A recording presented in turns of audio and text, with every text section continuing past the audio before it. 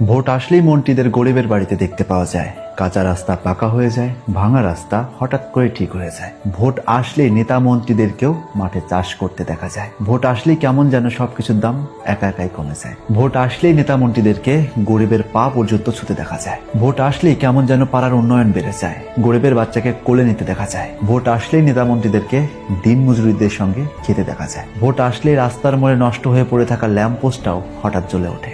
Vote আসলে ফ্রিতে রসগোল্লা পাওয়া যায়, এমনকি আপনা আপনি ব্যাংকে টাকা ঢুকে যায়। মানতে কষ্ট হলেও এটাই বর্তমান সময়ের আসল বাস্তবতা। এবার আসল বাস্তবতা আমি বলছি, এই যে ভোটের সময় নেতা মন্ত্রীদের এতটুকু ক্ষতি হয় না, বিশ্বাস করুন এতটুকু হয় না। যদি কারো ক্ষতি হয়ে থাকে সেটা হলো সাধারণ মানুষদের। কখনো কি শুনেছেন যে কোনো রাজনীতিবিদের সন্তান মিছিল করতে গিয়ে মারা গিয়েছেন? কিন্তু এই কথা নিশ্চয়ই শুনেছেন যে কোনো সাধারণ পাবলিক মিছিল করতে গিয়ে গুলিবিদ্ধ হয়ে মারা গিয়েছেন। একটা দেশে যখন যুদ্ধ শুরু হয় তখন রাজনীতিবিদরা অস্ত্র দেয়, ধনীরা